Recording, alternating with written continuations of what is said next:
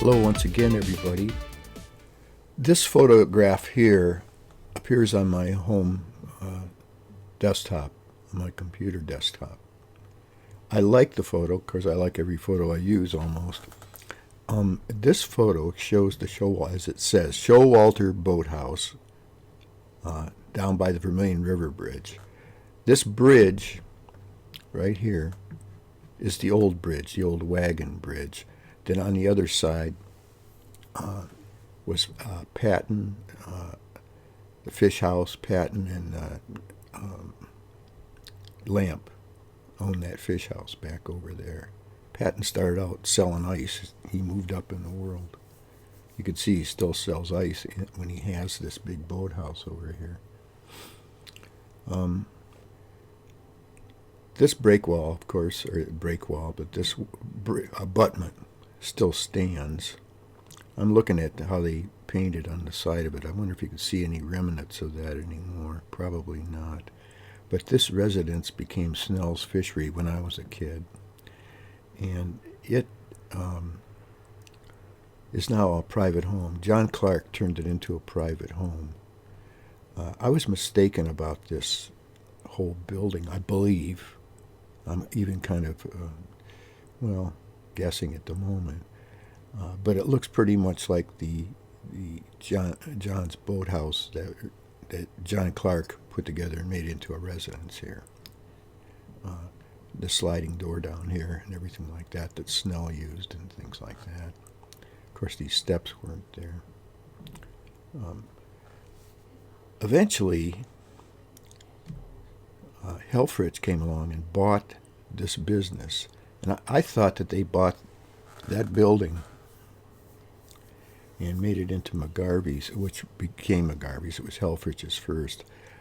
That's what I thought, but now I'm not thinking that. What I'm thinking is that they moved the bridge over to probably this area right here. The new bridge covers in this area here. And built a new building, the old McGarvey's restaurant, to the left on the other side of this house here. This house, I was told, was moved up into Nokomis. I don't know that, but that's what I've been told. This is an interesting photograph. I'm going to date it around, let's say 1905, in that era, about there. I don't see any motors on any of these boats, but this boat here probably was motorized, so it may be later. Maybe this is 1910 or 12. This, I think, was probably used as a ferry boat, and I don't think it was Cloudy's ferry at the time.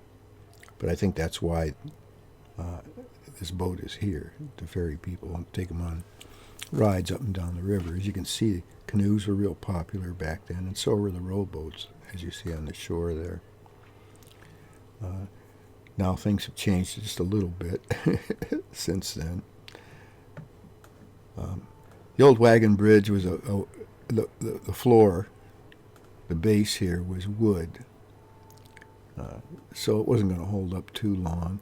And I recall reading somewhere where when they were building the bridge for the Lakeshore Electric, which is on the other side of this big fish building back here, that they ran tracks onto this bridge and had to bring a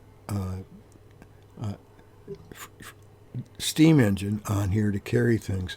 Excuse me.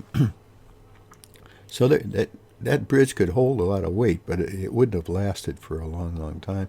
And it wasn't real wide.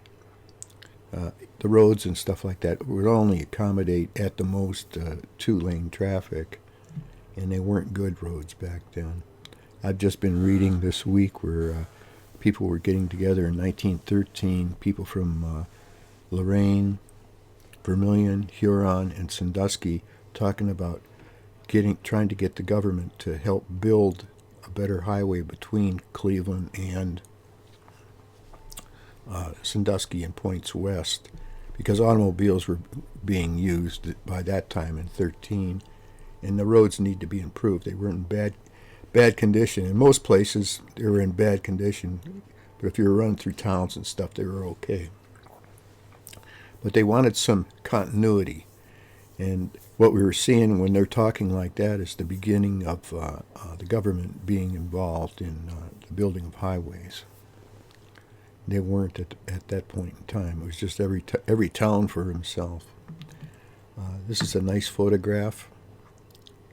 I appreciate it. I've been trying to look up more information on the Showalter who owned this building. I might find it later this week by using a microfilm machine downstairs from where I am right now. I'm at the museum. But this is a nice photograph, as you can see.